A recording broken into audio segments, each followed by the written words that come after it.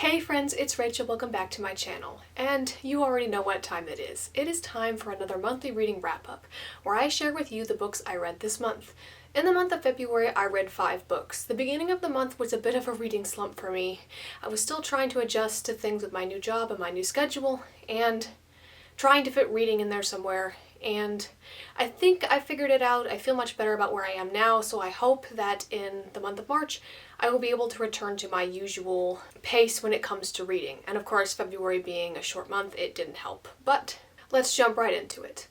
The first book I read this month, I technically read last month at the end of January, but I didn't finish reading it in time for it to go into my January wrap-up video, so it's being included in this one. And that is Disappearance of a Scribe by Donna Stabenow. Now, disclaimer, this is actually the second book in this series, and I didn't know that when I had already made up my mind that I was going to read it. So any of the complaints I have about this book, I'm not really going to hold against it because I did not read the first book, and I think that definitely hurt. This book takes place in ancient Alexandria during the reign of Cleopatra. The main character, Tettisheri, has been appointed as the Eye of Isis by Cleopatra, who is not only queen, but Tettisheri's friend as well.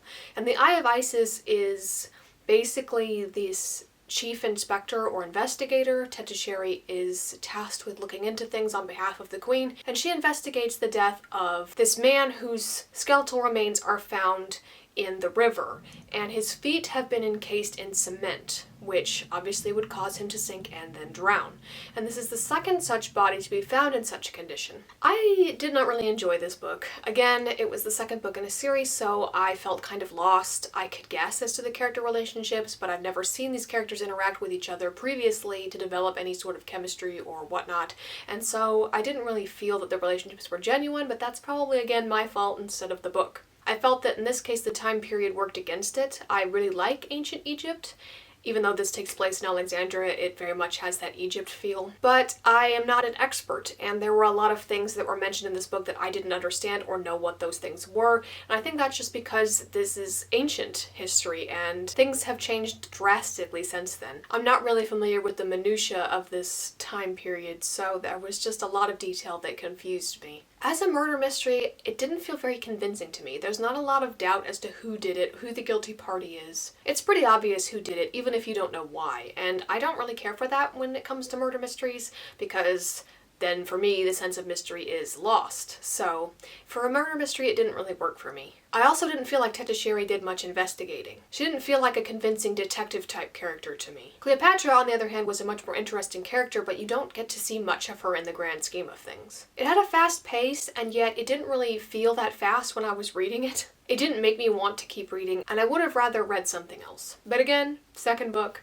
take that with a grain of salt. All of these issues probably could have been avoided if I had read the first book first. And I do try to do that. I don't purposefully read books out of order. I had just already set my mind on reading this book because it looked interesting to me, and I thought, well, I'll just give it a try even though it's the second book, and that obviously was not a good decision. Next, we have The Secret History by Donna Tartt. I actually did an in-depth review on this book, so if you want to know what I thought of it in detail, including spoiler and spoiler-free sections, you can check out that review, and I'll link it somewhere up here. The main character in this book is named Richard. He grew up in California, and he is admitted into a prestigious college in Vermont, where he becomes interested in a group of 5 other students who are sophisticated, elegant, and aloof, and basically everything that Richard wishes he himself was. These students study Greek under a professor named Julian.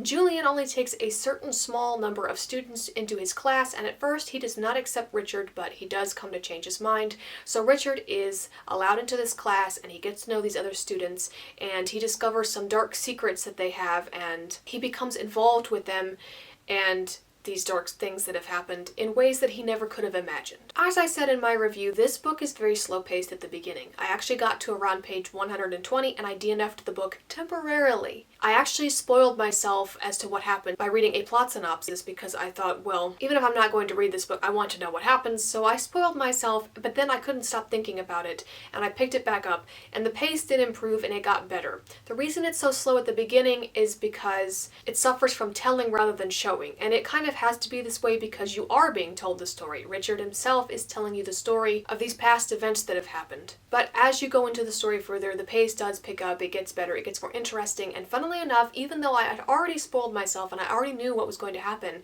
that strangely seemed to increase my enjoyment of the story more. I knew what was going to happen, but not how these events were going to be brought about, and I could recognize the little hints as I read them for what they were. This book has some interesting commentary on academia and the romanticization of university life, and how inevitably for most of us, I think that our romanticized ideal of it falls short from what actually is the reality. I think the characterization in this book is very good. The dialogue is very fitting. If you don't like a lot of swearing in your books, this is not the book for you.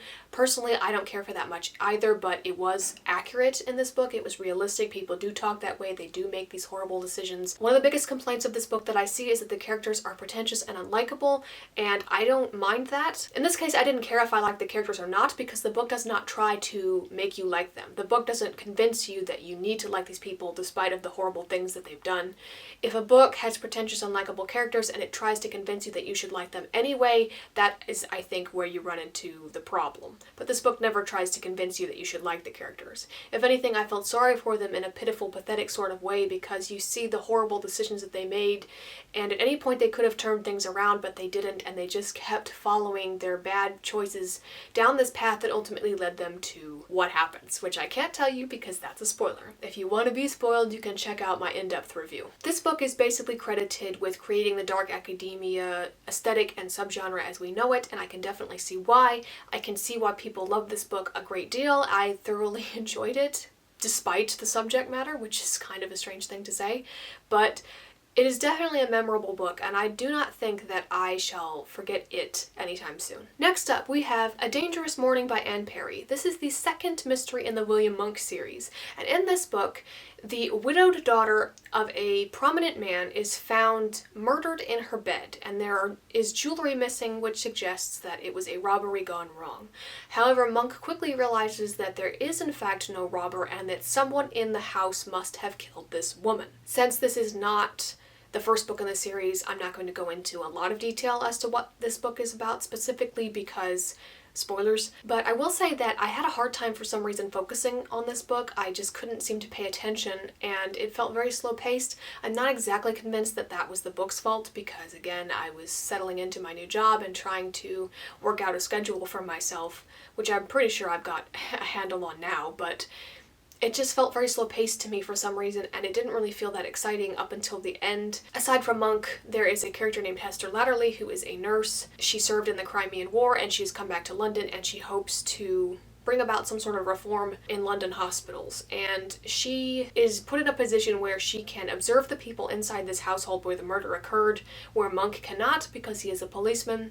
So she reports to him her observations and findings, and I understand that, and it's the perfect way to bring her into the story, because otherwise she really would have no role. But I thought it was strange because Monk is supposed to be the main character and he's supposed to be the policeman, and yet in this book it felt like he did very little investigating at all, and it was mostly Hester who did all of the work. But when you have series like this that are quite long, you are going to have some books that you like better than others. That's just the reality. And though I think that I am still going to like the Charlotte and Thomas Pitt series by Anne Perry better than the Monk series, because Monk is just a more unlikable character, I still enjoy these, and I know that because it's written by Anne Perry, I'm going to get a good story, the characters are going to be compelling, the mystery is going to be interesting. Because I've read all of the Charlotte and Thomas Pitt mysteries, I know what to expect from Anne Perry, so you can't really go wrong, even if there are some mysteries that you find more compelling than others. Next up, we have Game of Fear by Charles Todd, and this is the latest in the Inspector Rutledge series. I was so excited to get to read this book, and the premise really interested me. In this particular book, Rutledge is sent to a small village, as he always is, and in this particular village, this woman who lives in this big hall by herself claims she saw a murder occur in her garden. The only problem is the man who committed the murder is already dead. She thought she saw a man named Captain Nelson commit the murder in the garden, but Captain Nelson died several years ago during the war, during a car accident on the airfield that was placed just a short distance away from this woman's house. So how could a ghost commit a murder? And that is what sends Rutledge to this little village.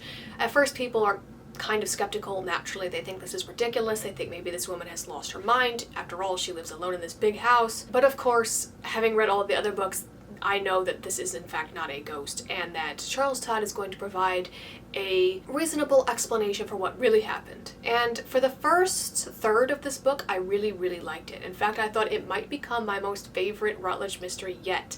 It was deliciously dark, it was compelling, it was eerie, it was atmospheric, but it did not end up becoming my favorite one ever. I still enjoyed it, of course. As with Anne Perry, I know I'm going to get a good story with the Ian Routledge mysteries. I know what kind of story to expect from Charles Todd, and again, you're just going to like some better than others. And of course, I still very much liked it. It just did not turn out to be what I had anticipated it to be. This is a minor spoiler, but again, if you do not want that at all, skip ahead to the next book. But my main issue with this book is that rather than having suspense come from the combination of we don't know who did this murder and we don't know if we'll be able to stop them before they commit another murder, instead of having both of those things adding suspense, we don't know if we're going to be able to stop them from committing another murder. Because Routledge learns who the killer is. We know who they are, and the only suspense, the only question that remains is, are we going to be able to stop them? When we know who the killer is, instead of guessing along with the detective trying to pick who it might be from a list of suspects, it just loses a little bit of suspense for me personally. I prefer very much having the suspect list. I know there are plenty of mysteries out there where you know who the killer is and the suspense comes only from the issue of are we going to be able to catch them or prove it or stop them or whatever it may be. And I probably will write some mysteries like that myself. I just thought it was more suspenseful when we didn't know who the killer was. And then when we do find out their identity, it just becomes a matter of are we going to be able to find them and stop them. But we definitely know it's them. We know who the killer is. But again, I really liked it. I like all of the books in this series. It's one of my favorite, if not my absolute favorite mystery series. And I look forward to each of the new installments whenever they come out. I think it's really nice to have a few series where you wait a whole year for the next book to come out. It gives you something to anticipate and look forward to. I'm glad that I still have series like that I can look forward to. Next we have Defend and Betray, also by Anne Perry, and this is the third book in the William Monk mystery series. In this book, a decorated military general fell to his death at a dinner party. He went over the banister of the stairs and he landed on a suit of armor below, and the halberd that the suit of armor was holding pierced him in the chest and he died. Now if that sounds ridiculous, that's because it is, because that's not what happened. That would be some serious bad luck. It would be physically almost impossible to pull that off. So what actually happened is the man was pushed over the stairs and he fell, and when the killer went down to check to see if he was dead, they found that he in fact was not dead, so they snatched the halberd from the suit of armor and stabbed him with it, and that is what actually killed him. To complicate matters, the man's wife later confesses and says that she murdered him over jealousy because of a perceived relationship between her husband and a woman at the dinner party. The main characters in this book know that that is not true. She's lying, but why is she lying? Does she not want to reveal the real reason she killed him? Did she kill him at all? Is she lying to protect someone else who did? And so the characters are trying to find out the truth behind this mystery. They're trying to convince the woman to confess, to save herself, because she is basically willing to go to her death to protect whatever or whoever it is that she is protecting. So in this book we have Monk, obviously, as the main character. He's investigating, he's trying to find out the truth. Hester knows a friend of the family, so she is directly involved and she is also trying to find out the truth, and then they enlist the services of a brilliant lawyer named Oliver Rathbone who has appeared in the other books, and he is supposed to defend this woman, which is a nearly impossible task because she refuses to admit why she actually did what she did or who she is protecting. So in order to save her, they have to discover the truth, and time is running out. And this book is sad in a way and particularly nasty, and I did see it coming. I guess what the motive was. It's nice to be able to figure something out. A lot of these mysteries are very complicated and I don't always get them. Unlike the second mystery in this series, A Dangerous Mourning, I did not have the least bit of problem figuring this mystery out or paying attention. I didn't feel like it was too slowly paced. Even though it is much longer than the last book, like this is a very long mystery, it's very thick. So I just liked it better than the second one. I thought the stakes were higher, it was more exciting, and it's kind of intense. So there you have it. Those are the books I read during this month. As always, I hope these videos are of some use to you. Maybe they can introduce you to new books that you might want to read, or you might not want to read. It just depends, but either way, I hope you enjoyed this video. If you did, feel free to leave a like, comment, and subscribe so you don't miss out on any future content. I appreciate each and every one of you, and I will see you in the next video. Bye!